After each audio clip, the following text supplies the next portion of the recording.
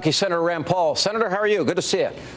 Good to be with you, Sean. All right, let's start. Let's talk about, well, obviously a shift in the House compared to last week, and Speaker Boehner now he's pledged to pass a continuing resolution that defunds Obamacare.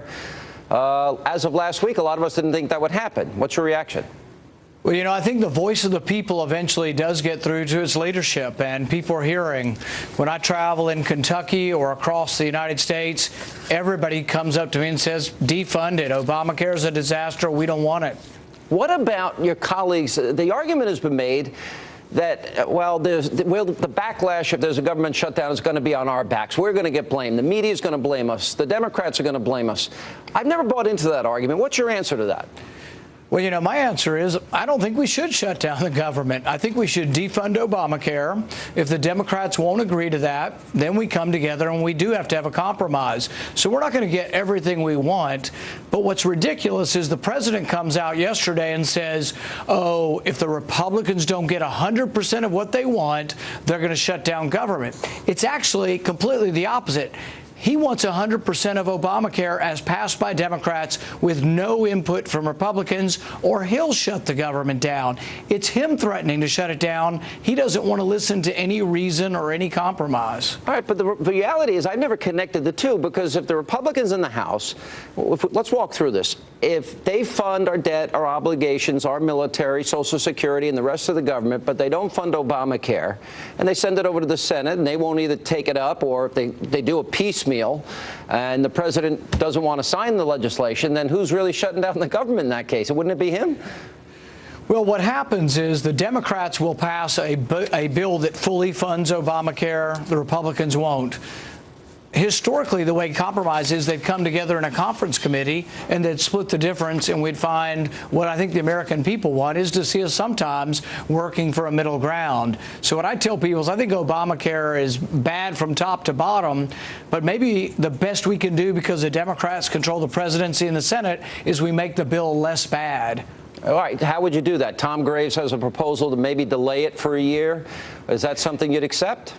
Possibly delay the individual mandate, delay the employer mandate. I'd just soon delay the whole thing.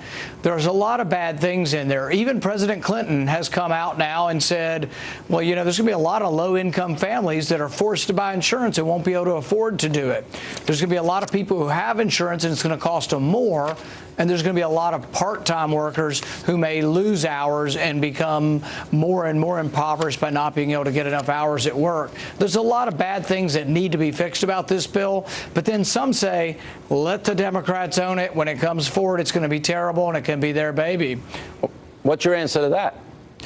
I really think I'm afraid to get Obamacare and make it full law, because once it's in, it's hard to get rid of entitlements.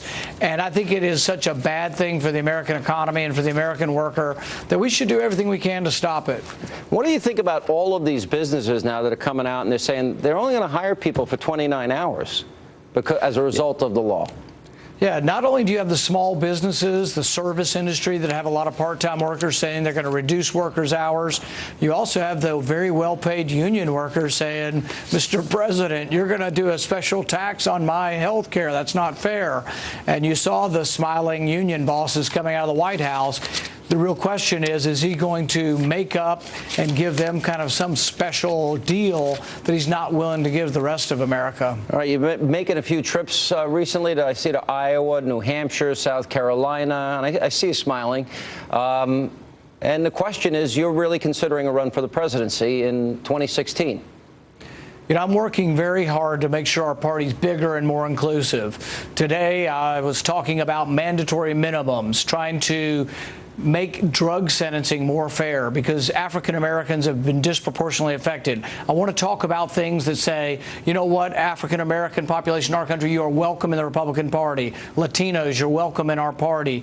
That we become a more inclusive party, and then I think we're going to win nationally. Whether it's me or somebody else, right now I just want to work on making the party bigger. Do you think the party is moving more towards a libertarian way of thinking and maybe pushing aside social issues, or is it just going to be a coalition party?